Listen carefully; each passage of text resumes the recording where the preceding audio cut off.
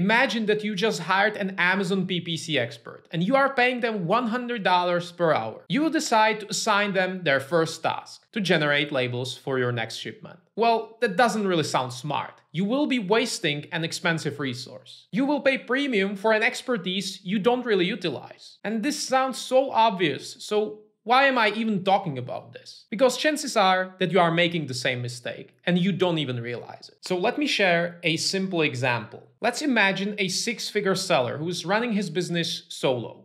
He has around $5,000 profit per month on average, and he works around 100 hours per month on average. We will calculate his hourly rate. We will divide the profit by the hours he works, so we will end up with around $50 per hour. And you can follow this calculation with me to get numbers that are relevant to you. And since he is tracking his time, he knows that he spends approximately 20 hours per month working in supply. And he also knows that the market rate for a supply manager goes between $8 to $12 per hour. And he also makes a conservative assumption that if he hires this supply manager, it will take them twice as long to do the same job, that it will take them 40 hours instead of 20 hours to do the exact same job.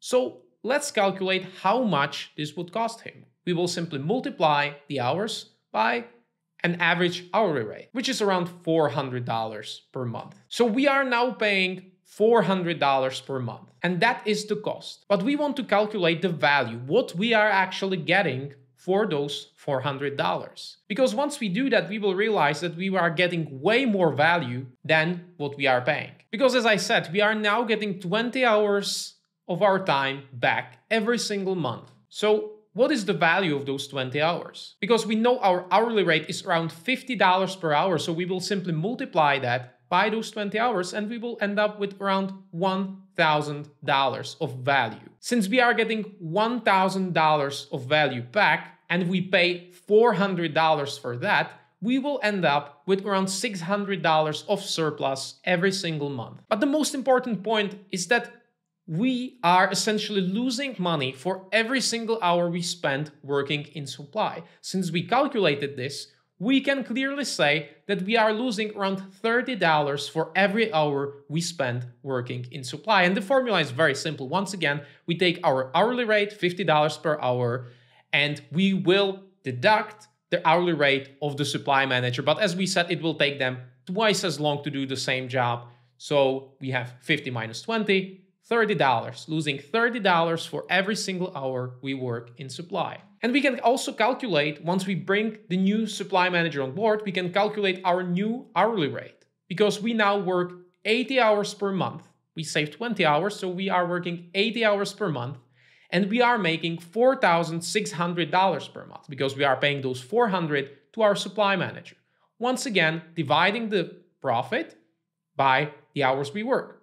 And we will end up with around $58 per hour. So we already earn more and work less. Understanding the value of your time is a game changer. It allows you to think about yourself as an expert your business is hiring. It personally also made me think about my personal tasks as well.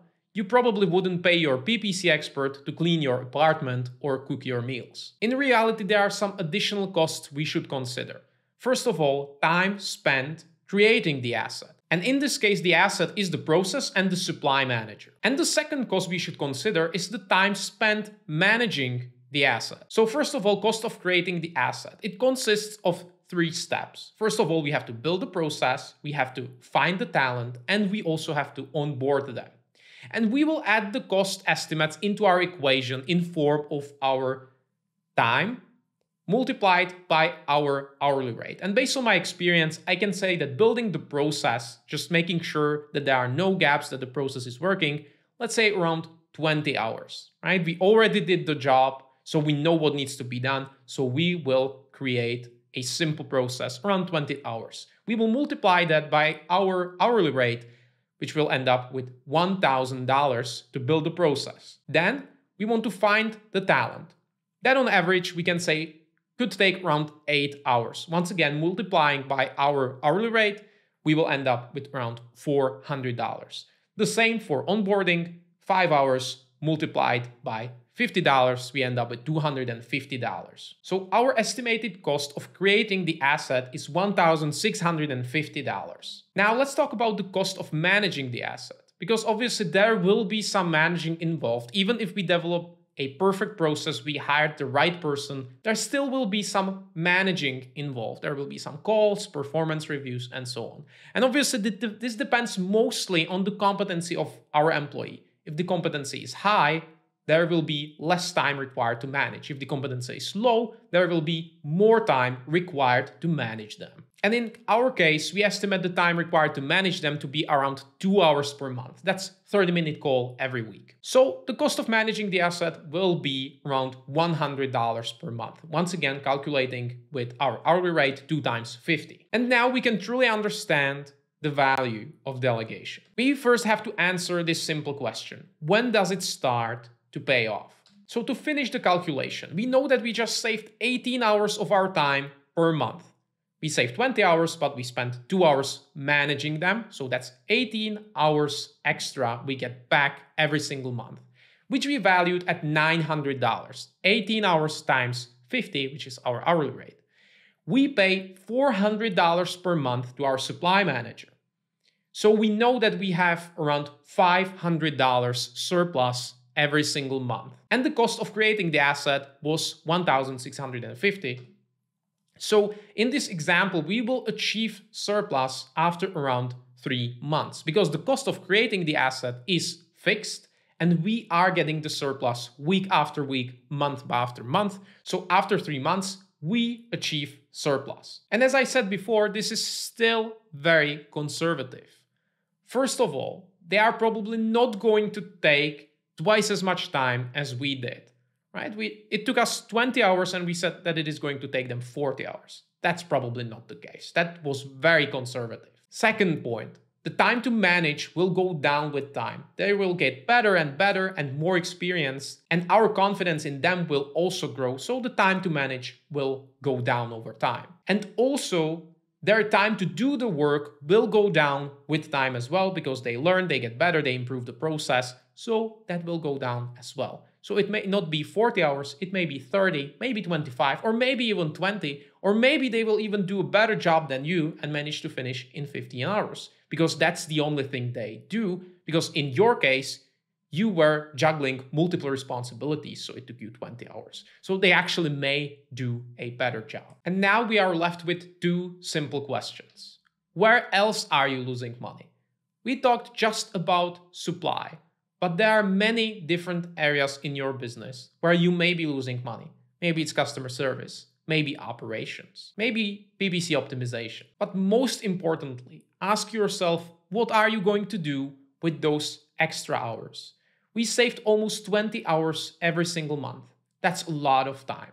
So what are we going to do with those hours? Are we going to just relax or focus on something else that can actually grow the business? Because this was just the first step. What matters more is the opportunity cost. Because if we were focused on supply, we were spending those 20 hours in supply, it means that we were not able to dedicate those 20 hours to something else that could actually grow the business, to product development, branding, marketing. So our goal is to reallocate our time into high value activities. Because once we have our supply manager, we can actually leverage the labor. First of all, our business is prepared for growth. And the second point is that we can actually focus on activities that will grow the business, as I said before. And now, just for a second, imagine a scenario without the labor. Imagine that our 6-figure seller manages to double his business by himself. Now it is likely that he needs to spend even more time in supply because he has more products. He has to spend more time in customer service, more time optimizing PPC campaigns. So he's probably not working 100 hours, he's probably working 160 hours. So his business is not really prepared for growth. Because in the other example with the supply manager has plenty of capacity to work because he's working only 30, 40 hours. So once you double the business, he can work 50, 60. He has the capacity while you don't. And obviously in the first scenario with our solo entrepreneur, even if he doubles the business, he now does not have the time to focus on the growth activities because he now has a lot of work to just maintain the business. hours because he simply doesn't have the leverage of labor. And another example, let's talk about a growth project, just a simple influencer promotion. Based on our experience, we have these estimates. We estimate that this promotion could bring us around $2,000 in profit. And we estimate that it will take us around 50 hours to plan, prepare, execute, and evaluate this project. That includes reaching out to influencers, negotiating deals, and so on. So $2,000 in profit divided by 50 hours of work, that's around $40 per hour. So for our sole entrepreneur, this is not really worth it. But with a different scenario, our entrepreneur decides to hire a brand manager and pay them around $12 per hour. So we plan the project, we decide what needs to be done and how we are going to do it. And we will spend around 10 hours doing that, while the brand manager will do the rest. He will reach out to the influencers, he will do the negotiation, he will arrange the samples for them, he will arrange the links to track the performance, and so on. That's around 40 hours of work. So in this example, 10 hours multiplied by our hourly rate, we end up with around $500. And now the work of the brand manager, 40 times 12, that's around $480. So our cost of labor for this project is around $1,000. And now the project is definitely worth it, right? So going even further, once we realize that this project actually brings in the money, we can transform this into a process to do it repeatedly. But this time, we are no longer required because we already decided what needs to be done and how. That is the process. And the brand manager can do the promotion on a regular basis every month, every other month, without our input. The cost of labor drops to half, and suddenly the project is highly profitable. And as you probably understand by now, it's not about the specific numbers. It's all about the thought process behind this. So you get the right mindset and you get the right perspective how to look at these things and how to think about it in terms of money and your time. So to summarize this, the idea is to leverage your labor so you can focus on high-level tasks. It can be developing expertise, whether it's branding, product design, or process development, because all of these are high-level tasks that would be very expensive to delegate. And secondly, we can focus on making the right decisions. We will have enough time and capacity to do the strategic planning that's necessary and also analyze the risks that lie ahead. Because this is how your time actually becomes more valuable. It's not just about those 20 hours. It's about the things we do with those 20 hours we freed up. In our business, once I was not involved in supply, I was able to develop a better process. So our supply manager could manage multiple shipments and POs at once, so we could have our inventory forecasting way more accurate than before. I had the capacity to figure out a better process. And once I was not involved in keyword research, I was actually able to develop better products because I had more time to think about the product design and the functionality. And once I was not involved in our daily operations, I was able to improve our branding. I had the time and the capacity to do that. Once we understand that this is not about us doing the thing, but it is about the output we need, we are playing a completely different game. This is a key part of the owner's mindset. Asking the right questions like, how can I maximize my leverage? How can I develop an expertise that would drive growth of my business? You will soon realize that there are truly just a few things that only you can do. You probably won't get the value out of your team if you don't know how to manage them. That's why I recorded a full guide that covers our strategy to help your employees act like owners. So make sure to check out this video linked here. And that's pretty much it. So see you next week. Bye.